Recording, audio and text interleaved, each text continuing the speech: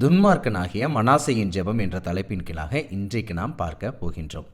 இந்த மனாசே செய்த மிகப்பெரிய பாவங்கள் என்னவென்றால், சாலமன் பரலோகத்தின் தேவனுக்கு என்று கட்டின அந்த ஆலயத்தில் பிற தெய்வங்களுக்கான விக்கிரகங்களை வைத்து யூத ஜனங்களை வணங்குவதற்கு ஏவினான் என்று வேதம் பதிவு செய்கிறது.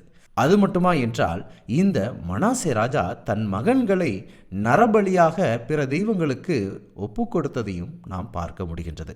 இப்படி துன்மார்க்கமாயிருந்த மனாசே ராஜாவை அசிரிய ராஜாவின் கைக்கு ஆண்டவர் ஒப்பு கொடுத்தார்.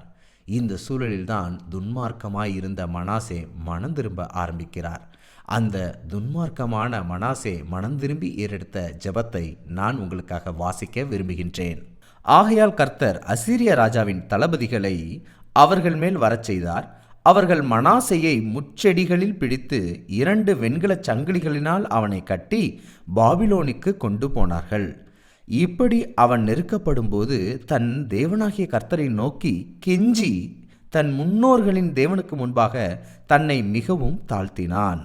இந்த வசனத்தில் நீங்கள் பார்த்தீங்கன்னா, மிகவும் துன்மார்க்கமாய் இருந்த மனாசே ராஜா பரலோகத்தின் தேவனுக்கு முன்பாக கெஞ்சி ஜெபம் செய்தான் என்பதை பார்க்க முடிகின்றது. இப்படி துன்மார்க்கமாய் இருந்தவன் மனம் திரும்பி ஜெபித்தால் பரலோகத்தின் தேவன் கேட்டிருப்பாரா என்று நீங்கள் யோசித்தால், அதை தொடர்ந்து உள்ள வசனங்களை நான் வாசிக்கின்றேன். அவரை நோக்கி அவன் விண்ணப்பம் செய்து கொண்டிருக்கிற போது அவர் அவன் கெஞ்சுதலுக்கு இறங்கி அவனுடைய ஜெபத்தை கேட்டு அவனை திரும்ப எருசலேமில் உள்ள தன்னுடைய தேசத்திற்கு வரச் செய்தார்.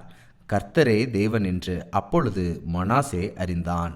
இந்த வசனத்தில் நீங்கள் பார்த்தீங்கன்னா, துன்மார்க்கமாய் இருந்த மனாசே தன்னுடைய இருதயத்தை தாழ்த்தி ஜெபித்த போது, கெஞ்சிய போது, அப்பொழுதும் கூட பரலோகத்தின் தேவன் இரக்கம் காட்டி அவனுடைய கெஞ்சுதலை கேட்டு அவனை மீட்டார் என்பதை நாம் பார்க்கிறோம்.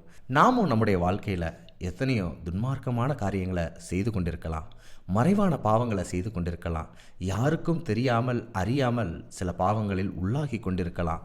ஆனாலும் நாம் ஆண்டவரே, இந்த பாவ வாழ்க்கை எனக்கு வேண்டாம் என்று ஆண்டவரிடத்தில் நம் இதயத்தை தாழ்த்தி நாம் கெஞ்சும் போது ஆண்டவர் நம்மை கைவிடுவது இல்லை. நம் ஜெபத்தை கேட்டு நம்மை மீட்கக்கூடிய நபராய் இருக்கிறார்.